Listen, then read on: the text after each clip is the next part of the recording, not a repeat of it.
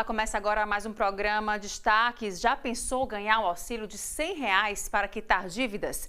Isso pode acontecer com pessoas que participarem do feirão Auxílio Dívida da Serasa. A ação segue até o dia 23 deste mês. Segundo a Serasa, essa é mais uma grande oportunidade para quem quer se livrar de problemas, limpar nome, quitar dívidas. Um auxílio de R$100 para resolver muita coisa, fazer uma boa negociação. Só que no Ceará, mais de 2 milhões de clientes podem ser beneficiados. Estão aptos a fazer esse pedido à Serasa. A gente vai entender melhor sobre esse auxílio com a Aline Vieira, especialista da Serasa. Até o dia 23 de fevereiro vai estar disponível para brasileiros que renegociarem suas dívidas. Elas podem estar atrasadas ou negativadas, negociando dentro do aplicativo da Serasa. Desde que tenha R$300 ou mais, que some R$300 ou mais, a pessoa já está apta a receber o auxílio dívida da Serasa, né? Que ele vai até R$100 para quitar uma outra dívida. Então precisa negociar essas dívidas, elas precisam ser pagas à vista e no Pix pelo aplicativo da Serasa para que a pessoa esteja elegível a receber. Olha, a gente sabe dos sucessos que são as ações que vocês fazem e essa é mais uma ação que certamente vai mexer com muita gente. Como eu disse, é uma grande oportunidade. Isso, é uma grande oportunidade. São 10 milhões de ofertas projetadas aqui no estado do Ceará, então tem muita oportunidade que se enquadra nesse auxílio dívida. Por isso é muito importante que os brasileiros consultem nessa semana, baixem o aplicativo, verifiquem se não está disponível lá alguma oferta que se enquadre nesse valor para que elas possam negociar. São dívidas, são mais de 1.400 parceiros que estão juntos com a Serasa para essa renegociação, para tirar esses brasileiros da inadimplência. E são dívidas de varejo, bancos, cartões, telefonia, então todos os tipos de dívidas, contas básicas como água, luz e gás também se enquadram aí no auxílio dívida. Olha, um bônus como esse, um auxílio como esse faz uma diferença na hora da negociação, R$100, e é por isso que as pessoas precisam baixar esse aplicativo e verificar essa situação. Isso, e além de tudo, além do auxílio, nós temos ofertas que chegam a 99% de desconto, então é importante reforçar que o período do feirão ele traz esses descontos e parcelamento de até 72 vezes. Então, caso a pessoa não seja elegível ao auxílio dívida, que tem que ser feito o pagamento no Pix e à vista, ela também pode aproveitar outras condições, como desconto de até 99, parcelamento até 72 vezes, enfim, todas as condições que a gente está conseguindo oferecer aí para que os brasileiros consigam renegociar. Então vamos reforçar como ter acesso às informações, baixar o aplicativo? Baixar o aplicativo oficial da Serasa, tem que se certificar que é a última versão do aplicativo. Muito cuidado também com fraudes, então ver se realmente é o aplicativo oficial, o loginho rosa da Serasa, para que seja tudo feito com segurança. E aí o dinheiro ele vai cair na carteira digital da Serasa também no aplicativo. Então vai ser tudo feito por lá, totalmente seguro e rápido. Entra sonora, volta comigo. Bom, tá aí, portanto, facilidade, mais uma grande opção de você quitar realmente dívidas, limpar o nome e ficar mais tranquilo. Essa é uma oportunidade da Serasa que você pode, inclusive, divulgar, se não for a sua situação, divulgar para os familiares, para os amigos e correr realmente, baixar o aplicativo e garantir essa oportunidade. E agora o intervalo, a gente volta já.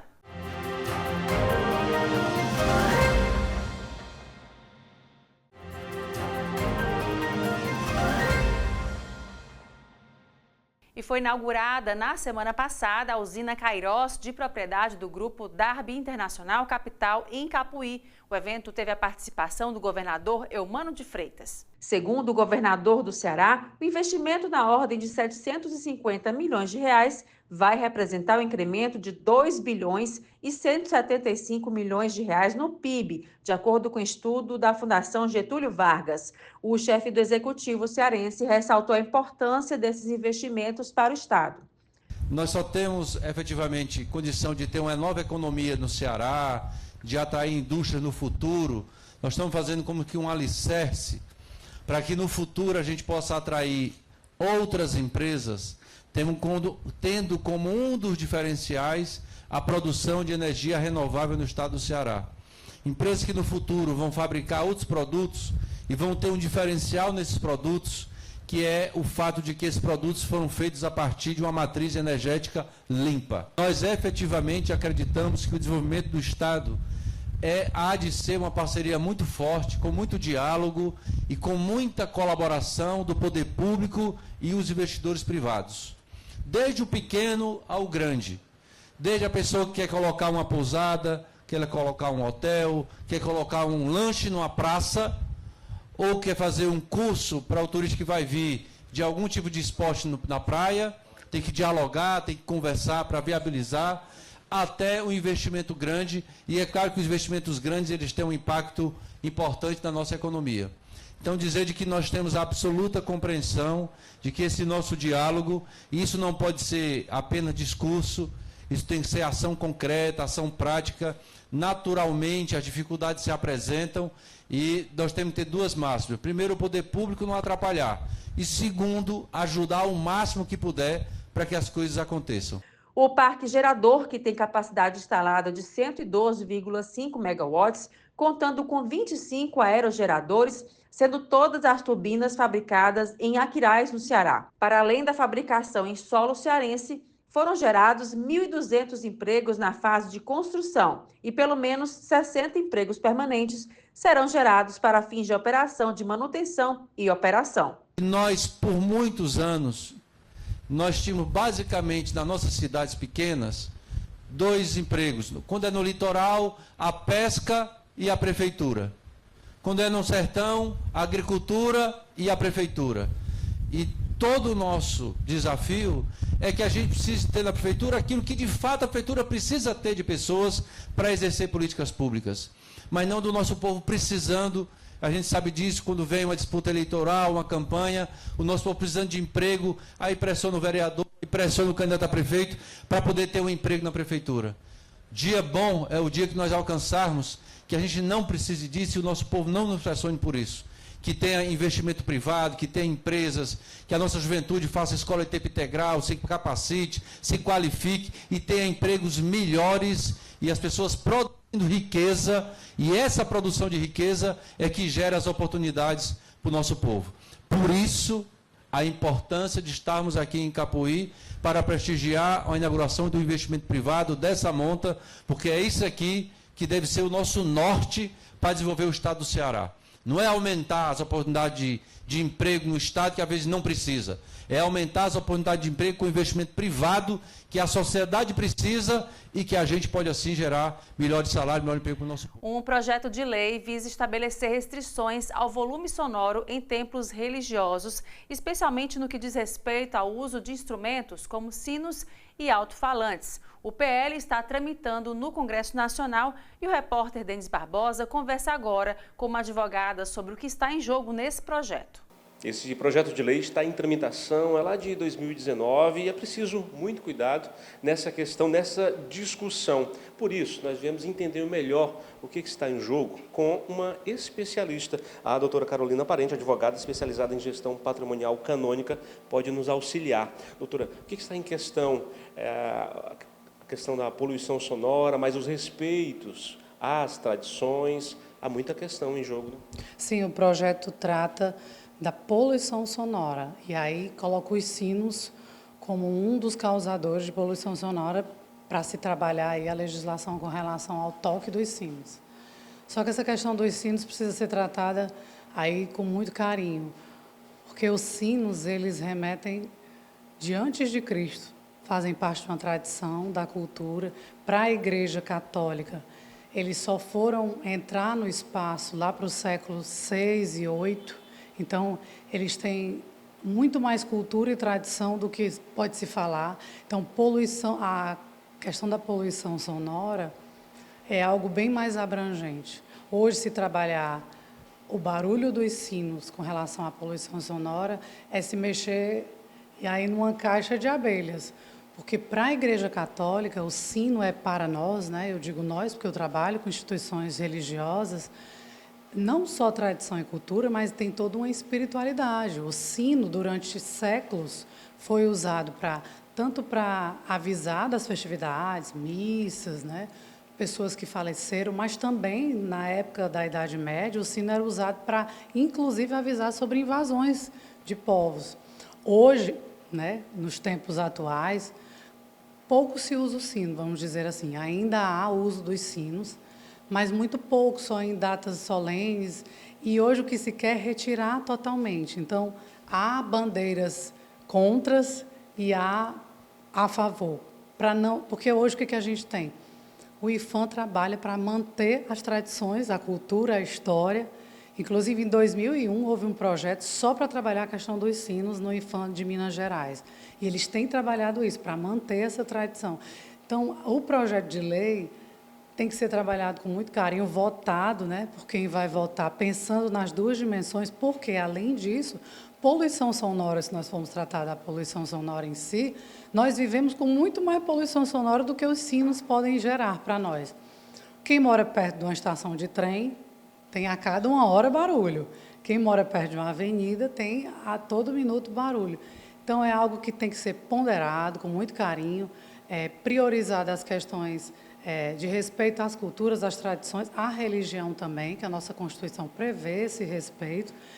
E a gente espera que esse projeto realmente venha para nos ajudar. É possível, sim, chegar ao meio termo, né? Vamos dizer que a igreja poderia diminuir o volume e colocar somente em datas festivas ou em momentos oportunos, ou só às 6 da manhã, meio-dia, que já fazem assim, mas acredito que zerar essa tradição, que não é de hoje, né? É tradição, já faz mais de 2000 anos, seria aí deixar morrer a história não só do Brasil, que isso é no Brasil, não, o projeto é no Brasil, mas no mundo inteiro. Assim como outros projetos que tratam de outras questões, outras áreas, é o diálogo, é a discussão, é exatamente a contribuição de todos os atores envolvidos que deve trazer um bom resultado para todo mundo. Com certeza. A gente espera que esse projeto, ao invés de calar os nossos sinos, valorize a tradição, né? É impossível acreditar que na sociedade que nós vivemos hoje, com tanto barulho, barulhos externos e barulhos internos, vamos dizer assim, se possa colocar somente o sino como agente causador. É lógico que a gente entende que o projeto é para trabalhar a questão dos sinos, mas há muito que se ponderar.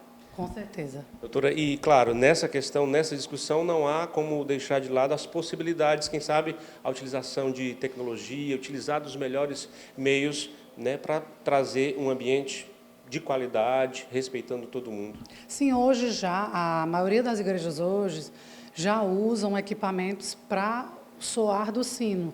Em pouquíssimas igrejas, os sinos hoje são os sinos antigos, né? Eles existem lá, mas como são muito velhos e há dificuldade, inclusive, de fabricação de sinos, já se usa equipamentos mesmo. E esses equipamentos colocam na altura que quiser. Então, é muito fácil ponderar isso. Coloca numa altura que não incomode, mas que se mantenha a tradição. Já se faz isso aí já é uma coisa que a igreja já vem fazendo.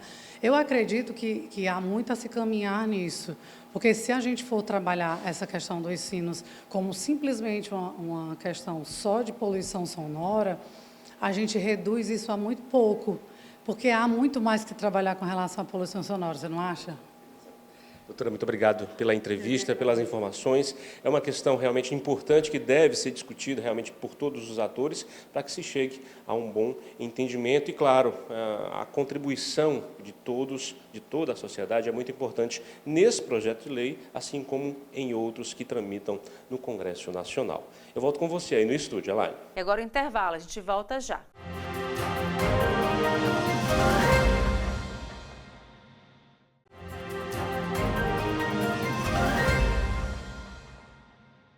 O governador Eumano de Freitas anunciou um investimento de 270 milhões de reais para a duplicação da BR-116 aqui no Ceará. Um trecho já está em obras e o gestor do Executivo Estadual realizou uma visita técnica no local. O governador realizou uma visita técnica ao lote 1 da obra, que corresponde ao trecho de 22,1 quilômetros entre Pacajus e Timbaúba dos Marinheiros, em Chorozinho, na região metropolitana de Fortaleza.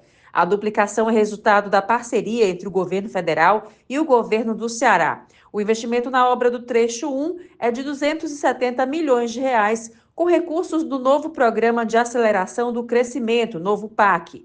Eumano de Freitas falou sobre a importância da duplicação para a economia do Ceará, como a geração de empregos e a ampliação da logística de cargas.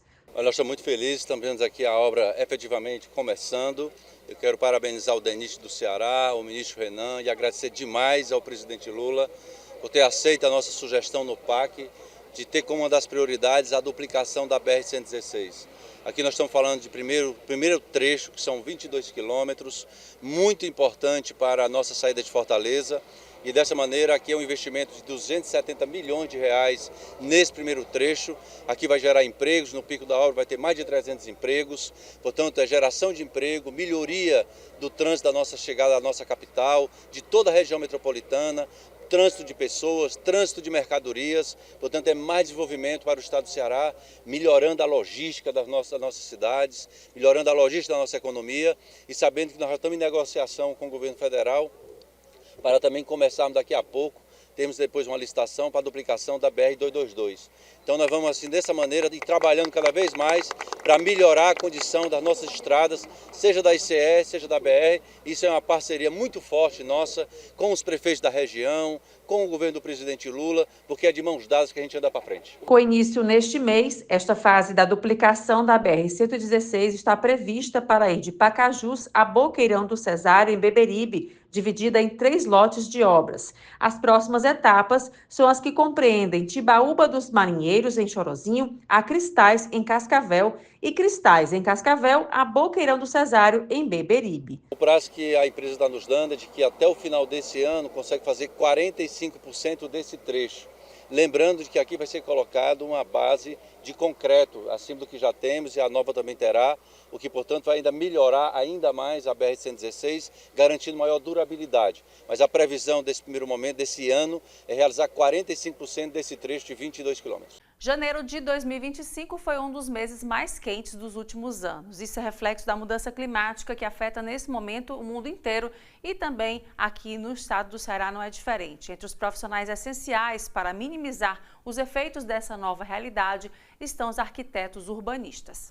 Esse é um tema urgente, necessário, que precisa ser discutido em todas as esferas e, claro, aqui na nossa cidade. Para falar sobre isso, nós viemos até o Conselho de Arquitetura e Urbanismo do Ceará, que tem exatamente profissionais essenciais a essa rede de apoio, a essa rede de atuação para minimizar os impactos da mudança climática. Nós estamos com Marília Gouveia, conselheira, que pode nos guiar um pouco sobre a importância desses profissionais, de vocês profissionais, Marília, são essenciais. A gente precisa formar uma rede e vocês, no dia a dia da nossa cidade, das cidades, são muito importantes.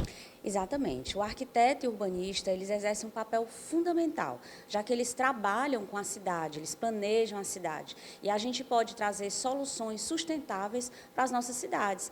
Na drenagem urbana, na arborização urbana, pensar nos espaços verdes. Então, tudo isso faz parte da nossa profissão, faz parte do processo de planejamento urbano da cidade e tem um impacto direto para a gente melhorar as condições climáticas da nossa cidade. Marília, a gente já está sentindo os impactos dessa mudança climática, né? Isso é real. E como daqui para frente a gente pode, com a ajuda de vocês, fazer um planejamento para minimizar toda essa situação? Numa cidade, por exemplo, como Fortaleza, com um crescimento enorme, né, o crescimento imobiliário continua acontecendo, como minimizar esses efeitos? Como a gente ter uma qualidade de vida? Exatamente. Fortaleza sofre, né, com as enchentes, principalmente na quadra invernosa, durante o período de chuvas, e o interior também sofre com o período de estiagem, né, com muito calor, assim como Fortaleza. Então, como é que a gente pode pensar? Pensamos em soluções mais verdes, mais sustentáveis, mais inclusivas para a nossa cidade. É primordial a gente pensar nessas áreas verdes, ampliação de áreas verdes na cidade, né, em detrimento desse processo de construção tão acelerado. A gente também proteger os nossos recursos hídricos, pensar em soluções de drenagem sustentáveis, como os jardins biofiltrantes, integrados à natureza e fazendo parte da cidade, né? Afinal, nós estamos vivendo aqui. Da mesma forma, também a gente pode pensar numa mobilidade menos impactante para a cidade, a mobilidade ativa, né? Que utiliza bicicleta, traz melhorias para que o pedestre possa caminhar de forma salutar na cidade, saudável, e isso tudo evitando também o uso do transporte motorizado, né, que tem um impacto aí bastante negativo em nossas cidades. Você citou algumas soluções possíveis, algumas já são utilizadas. Por exemplo, quando se deixa de usar o asfalto e coloca-se outro tipo de material com a possibilidade da água realmente permear, isso é uma solução? Esse é um exemplo? Exatamente. As cidades do Ceará têm mostrado esse exemplo para o mundo, né? A troca da manta asfáltica pelo piso intertravado. Então, ele melhora a absorção, ele também é melhor para o clima, né? Ele absorve mais o calor, de forma a trazer um clima ameno para a cidade. E com isso também, obviamente, fazendo as pessoas caminharem, né, de forma mais saudável, e melhora também muito a drenagem urbana. Além de ser um material de fácil manutenção, né, que assim, facilita aí, no ponto de vista das nossas economias, né?